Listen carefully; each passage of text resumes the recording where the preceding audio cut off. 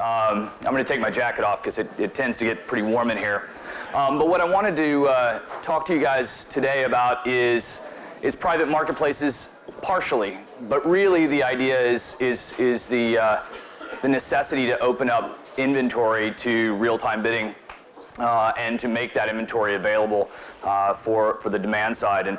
And what I want to do today really is kind of do a little bit of rationale as to why you would even think about doing so, and then talk a little bit about some of the feature sets in terms of what real-time bidding and supply-side platforms afford the publisher in terms of giving the kind of control that they need, the transparency of the buyers that they need to be able to ensure that there's no erosion of rate card and mitigating the channel conflict issues.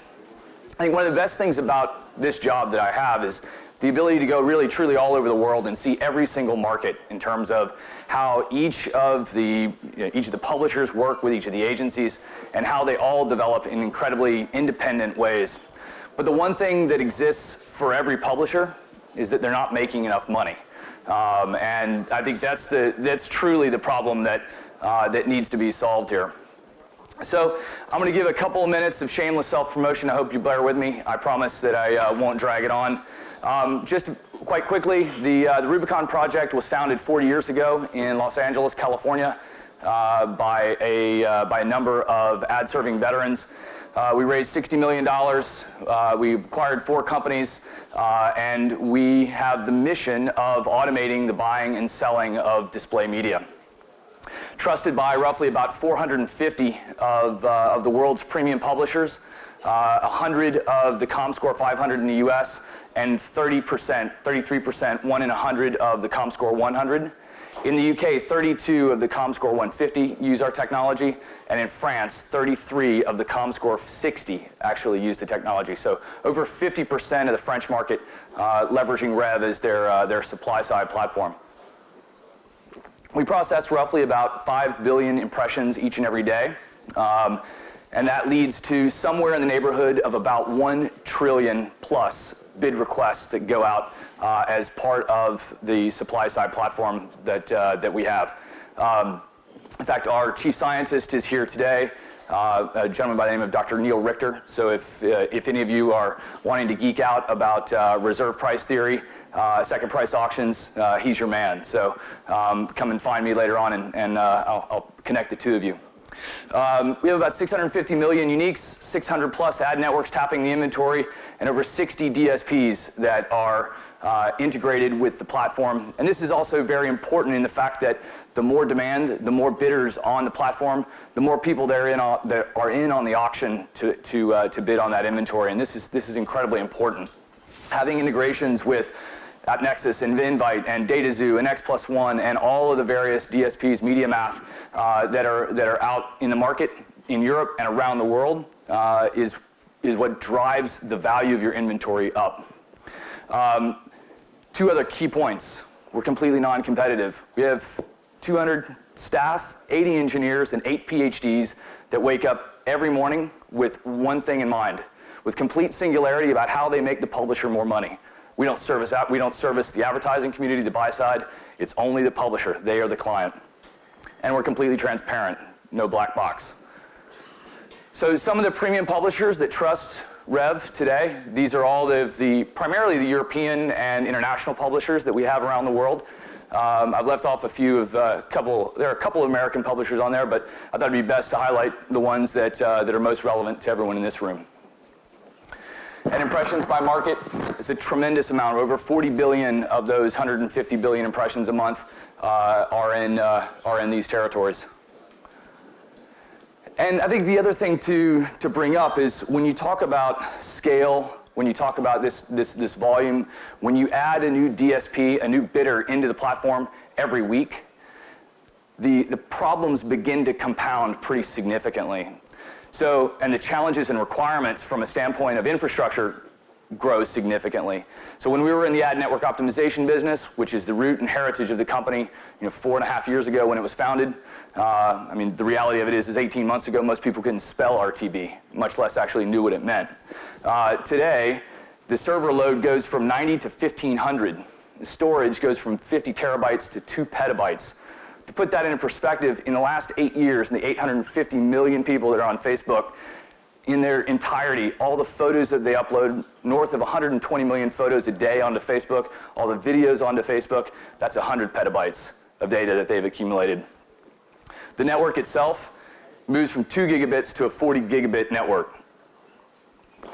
This is enough, essentially, to power the telephone exchange of a city of 7 million people. The data, 6 petabytes from 45 billion logged events moved every day. Again, if you want to geek out on the scientific side of the equation, grab me afterwards and we'll get Neil in on the conversation. But that's not what this is about. So I'm going to move on to the why. Why are we all here? What do we need to do? Why do we need to make more money? Why do we need to put the inventory on programmatic trading platforms?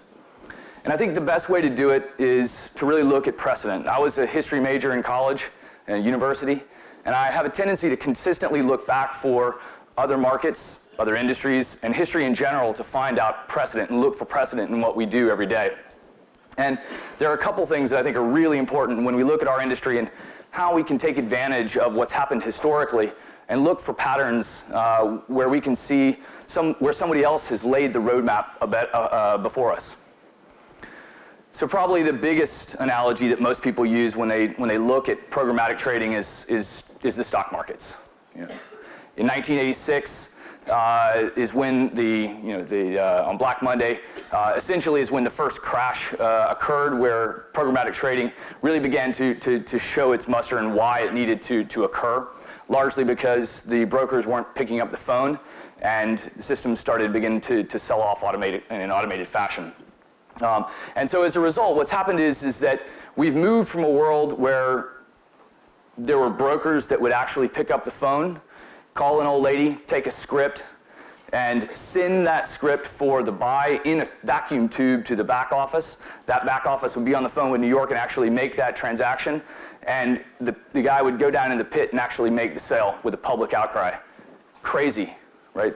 Many, many minutes of delay in terms of that process. And that's actually where I grew up. My mother was a stockbroker, so I listened to her on the phone as a kid actually making these sales and making these transactions happen. And now NASDAQ has transformed this entire industry, and through the process has democratized the media buying, the stock buying process. Essentially what Google has done with AdWords, and now Facebook is doing with its self-service tool. They're allowing everybody to be able to play and allowing every bidder to be in the room. Another really interesting historical analogy, and this is actually one that's really more related to channel management more so than automation. And you'll understand where I'm coming from when we start talking about how do you develop private marketplaces, the rationale for private marketplaces, and the methodology that's built around why they make sense. So in the 1970s, yeah, now I'm dating myself a little bit, my parents bought a Betamax. And in 1978, Walt Disney decided they wanted to essentially sue Beta. They wanted to sue Sony for the fact that they thought that this was going to be a serious issue with copyright infringement, and they were going to be running out of money in a pretty big way as people would stop going to the movies. And what they found out was by 1986, 2 years after the Betamax was essentially legalized by the U.S. Supreme Court, they were able to see just as much revenue out of home video as they were out of box office. And this becomes very interesting for everyone in this space who's a publisher that's looking at indirect sales channels as an opportunity to grow their business and see additional revenue streams that their direct sales teams can't deliver. And this is a great example. When you look at 2009's number in terms of box office receipts, the studios received $10.6 billion. They received $26 billion from all of the other channels in terms of their revenue streams, from hotel video on demand, airline licensing, home video pay-per-view, retail DVD, mail to DVD, and now streaming VOD. Right? These are all the various channels that just through the use of time windows in terms of how many dates after the release date, they figured out how to milk as much revenue out of their product as they possibly can. And this is exactly what private marketplaces do. It's what allows the publisher to be able to tap as many different third-party sources of demand as they possibly can. Because the reality of it is, no matter how good your sales team is, they can never receive every brief. And the other piece of the equation is, no matter if they do receive every brief, there are hundreds or thousands, or in Google's cases, 6 million other advertisers that are out there looking for those impressions that your sales team can't call on.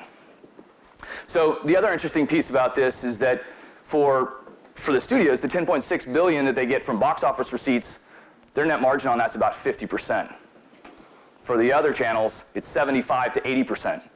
So it's a staggering amount in terms of where the profits are actually coming from when you look at their balance sheets. So the renaissance of display. We've heard a lot about how display is growing. Everyone's all excited. And apologies, I'm going to bounce around in a few currencies. But in the UK, display was up 236 million pounds. Everyone was fired up. A 27.5% like-on-like year-over-year increase in terms of the value of the channel and the yield for the channel from all the publishers. The reality of it was Facebook was now beginning to capture over anywhere between 100 and 150 million pounds sterling of that 236 million. So that meant all the rest of the publishers sitting around going, I'm not getting any more. And my bosses are reading that story saying display's up 27% and coming down my throat asking me to deliver more money. The reality of it is the other piece is going to Google. This is a staggering statistic that Kleiner Perkins put together in their latest deck. And actually, just last month, it was announced that Google's earnings surpassed the entire U.S. total newspaper and print revenues for everybody in the country. Staggering. Year-over-year display increase from the 1,000 largest advertisers in the Google Display Network has doubled. So that's where the rest of that pie is being eaten from. And in fact, the top 10 publishers, these are US statistics, apologies, I know I'm bouncing around a bit, but in the US, the top 10 publishers capture 72% of digital spend. And the top 50 capture over 90% of digital spend. So what does that mean if you're ComScore site number 51? It means you're clawing, trying to do everything you can to get on budget month in and month out. And that's a serious challenge. And why is this the case? Because of this. Our industry is fundamentally broken, right? You are looking at a traditional order process where we go from concept and brief to actually delivery of the cash from the agency. There are 40 steps along this process and 24 pairs of hands that have to touch this. This is ridiculous. Really? And when you look at what are the cost bases associated with this, the cost of operations in the last publisher I was with, we did an analysis to understand what did it actually cost us as soon as the I/O was taken off the fax machine. It was 700 pounds for each and every I/O. So if you got an average order value of 10,000 pounds, you just burned 7% of that on the operational costs on trafficking, collections, billing, reconciliation of that campaign after the month's end, an absolutely crazy amount of overhead associated with delivery of a campaign. And that's not including the 3 martini lunch. So the typical media plan looks like this. And again, I know I'm talking to a very German audience, and this is what would be a very typical American media plan or an English media plan. But the concept really is, the average media plan in the US and in the UK really consists of 2 to 3 portals. It consists of 3 to 5 endemic sites, and then the rest is going to ad networks to get the reach and to find the audience and to bring down the overall eCPM for the advertiser that looks like something they can actually stomach. Now, this is obviously broken too, right? Because that means if you're, let's say, an auto site and you're auto site number 7 on the ComScore list or on the Nielsen list or on the AgOff list, you don't ever get on plan. And you're working your tail off to be able to do so. And that's the biggest challenge that this industry faces, in that all of that spend is now concentrated only up in the top end, only in the head of the publisher base. And of course, what I'm saying is that this is not the problem, obviously. We create new 3 martini lunches in our business.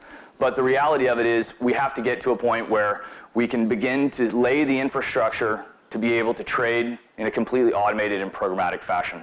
And that's what supply-side platforms offer the sell side, and that's what DSPs offer the buy side. Because the reality of it is, for an agency to put a new media outlet on a plan, it's 15 hours worth of work. That's a significant amount of overheads on their side as well.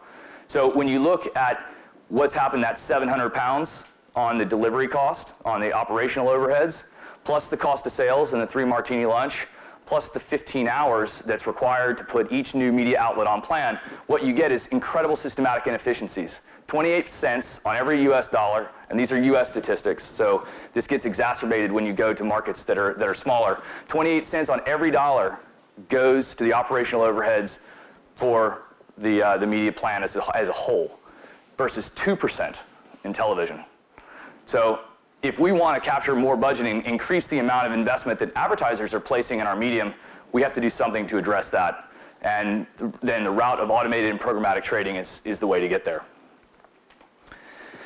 One of the things that I'm going to steal a couple slides from Joanna O'Connell, who's the principal analyst on the sell side, or sorry, on the buy side for Forrester. So she covers all the DSP spaces. She covers all the DSPs. She covers all the trading desks. She has the greatest view in terms of seeing where the market is moving, and being able to provide recommendations to publishers, or to advertisers and agencies rather, as to where they should make the investment, how they should organize their teams, et cetera, and how the organizational design as a whole needs to be in place. And really, so when she's looking at the future, she's saying, identifying it into really kind of 2 big buckets. One being programmatic buyers, falling into direct response, and the other one in the area of brand-based buying, but using a DSP, using some form of a programmatic trading platform in order to reach the objectives. And then custom buyers, right? Essentially the homepage takeovers, the advertorials, the integrated packages, the sponsorships, all those things that will never ever be able to be traded in a programmatic fashion. But essentially leveraging the 2 of these to create really a new media buying strategy and a new organizational design for basically a new agency, right? So if you look at, we've got D3, right, is a great example of this. Mexad, Infectious, Matiro, all independent startups that are leveraging programmatic buying capabilities to do exactly this.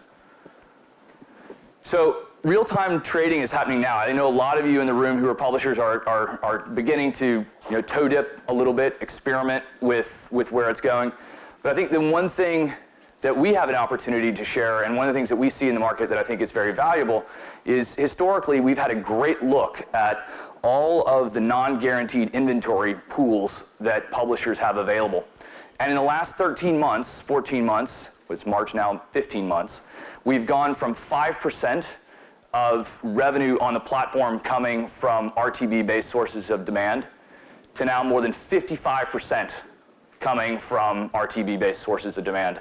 So the other 45% coming from traditional ad networks, that 55% though coming from DSPs. IDC is projecting that to grow another 81% this year. So we should see 75–80% of actual inventory or revenue on the platform now coming through RTB. And RTB offers a tremendous amount of opportunities for publishers. 25% lift across all yield, and anywhere from 2 to 5x yield on that channel alone. So a staggering growth opportunity in terms of where publishers can see increased yield. And there's a tremendous amount of benefits for everybody in the space, right? The general mechanic of real-time bidding, of me sending over, or the publisher sending over a bid request to a potential buyer, and including my URL, including additional data in that bid stream, receiving back the advertiser name and the bid price, being able to capture not just the advertiser name and the bid price, but also being able to capture what every other bidder in the room might be willing to pay for that particular impression. This degree of transparency affords a lot of growth opportunities for publishers to be able to safely take money out of indirect channels that the ad network opportunities that they had historically did not afford. And so the blunt instrument of a block list of 400 advertisers can now be tuned down to where it's not a block list anymore. You're actually setting reserve prices on an advertiser by advertiser basis. And so the publisher sees increased ad qualities, increased operational efficiencies, access to new demand, increased share of RTB spend, but the trading desks too see this as a very similar mirrored effect where they're seeing operational efficiencies. They can connect with premium publishers. It creates a new revenue stream for the agencies themselves and allows them to get preferential access and obviously be able to target based upon first-party and third-party data segments. So I think the kind of the best way to look at how all this started, and I think in some markets, obviously this one's a great example of why RTB has not taken off as quickly as it has in France and in the UK and in the US, is largely because that non-guaranteed pot that you see at the bottom, the class 2 piece of the equation, was largely filled up by performance initiatives that the publisher had. Now RTB, whereas in those other markets, RTB was able to basically displace some of that ad network spend, and that's how it essentially began to grow much faster. But all of those capabilities that are available to publishers through a supply-side platform, such as reserve prices, priority access controls, being able to set bid floors by advertiser, really opens up the opportunity for really a brand new world, right? Through these capabilities, you can establish private marketplaces, and these private marketplaces allow a publisher to open up certain pieces of inventory to certain advertisers at predefined price points and predefined access. So now we're no longer really talking about is it sold and direct, and on the other side, remnant or non-guaranteed. We're actually talking about the development of the capability for a publisher to be able to programmatically trade their inventory across all of the advertisers that the direct sales team touches, as well as all of the advertisers that the sales team can never get to. And so when we look at this, how do you define a methodology for looking at all those advertisers in your client base to be able to define who gets what at what price and what access point? And so this is some of the things that we at the Rubicon project spend a lot of time thinking about on behalf of our publishers, because this is a challenge, how to guide them through this process. And so we kind of started with this, where we essentially drew up this concept of looking at where, as a publisher, I'm receiving budget from. Who are all the advertisers that I'm calling on, and my sales team is calling on, and where are the ones who are spending the most with me? So if you look on one axis, it's the frequency of the buy. How regularly of a buyer are they? If they're a regular buyer, it's going to be a lot easier to work with them. The billing issues, the credit issues are all already worked out and ironed out. And then also on the other axes is how much do they spend with me? This is kind of a macro sense as to what my clients look like in a single slide. Obviously, the top right hand would, in this case, largely be endemic advertisers. These are people who want to reach my audience because obviously I'm building content that's related to these particular advertisers. And those are the ones on the top right hand corner who are the most valuable to me. So obviously I'm going to set different prices accordingly. Those people on the bottom left hand side, they might be actually unprofitable to even take money from. If I've got a sales guy working 3-4 meetings to get on plan and to take a 5,000 euro budget or 5,000 euro IO from any of these advertisers, and they only book once or twice a year, I've lost money, guaranteed.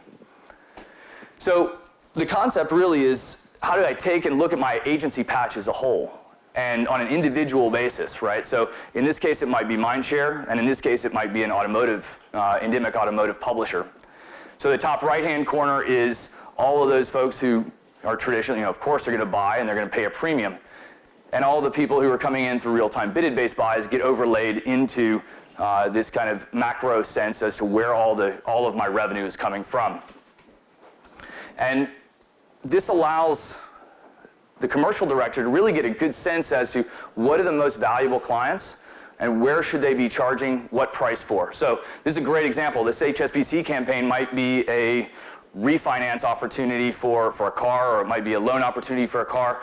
But they only sold it once, and yeah, it was a high dollar amount, but the size of the circle in this case represents the number of line items in the insertion order, number of change orders that might have come through as part of that process. And as a result, that HSBC campaign, while it looks good initially when you took the IO, it's actually a money loser because the operational overheads just ate 35% of the spend. So these are great examples as to how do you then define the price points accordingly. So my endemic advertisers are going to pay just next to rate card through a programmatic trading environment, and everybody else gets lopped into to different rates based upon how much you've seen from them, given how much you traditionally take from them over the course of the year, and beginning to build trading relationships accordingly. And this is exactly what every publisher needs to be thinking about as they open up their inventory to programmatic trading. This is the guide for how they can begin to establish and understand at what price points should they be charging for each and every one of the impressions on the platform. So with that, I'll leave it with this, a question for all of you. How prepared are you for the changes that are occurring in the market? So thanks very much.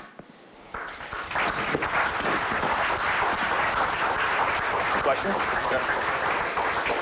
When I'm thinking about the business that you are in, and I'm also a bit with RevenueMax, is it seems to me very much like an arms race when you see that the differentiation between the different SSP is integrating as many advertising sources as possible, like all the DSPs, and it's all just a question of time until all the players in the market have integrated all the DSPs. What do you think about that situation? Is there any point where everyone is just the same, or where's the differentiation between the SSPs when that arms race somehow slows down? Yeah, it's a great question. I mean, I think actually it's one of the things that we debate pretty significantly quite a bit internally as to how do we manage this ourselves, right? We've made investments somewhere north of about $30 million in iron alone in terms of building out essentially our own cloud to be able to manage this.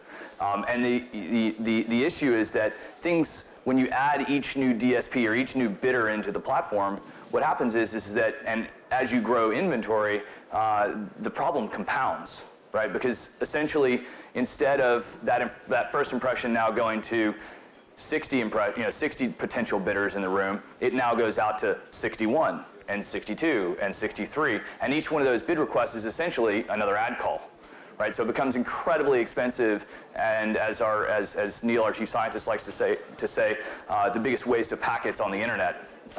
So the challenge really then is how do you tune the system so that instead of sending out a bid request for each and every single impression that is consumed, how do you tune it so that you make sure that you're only delivering impressions to potential bidders who you think actually might bid on that, based upon intelligence that we know about how often times the databases roll up, how often the various DSPs change their pacing algorithms, and then from that we can then determine whether or not that DSP is looking for that particular user. But this is the kind of thing where it takes a lot of people, and it takes a lot of smarts to be able to tune the systems to be able to execute in that fashion. And the other thing too is I don't think that bidders are going to go away. This is a constant, or not go away, but plateau. I think there are going to be more and more and more bidders that come into the market, especially as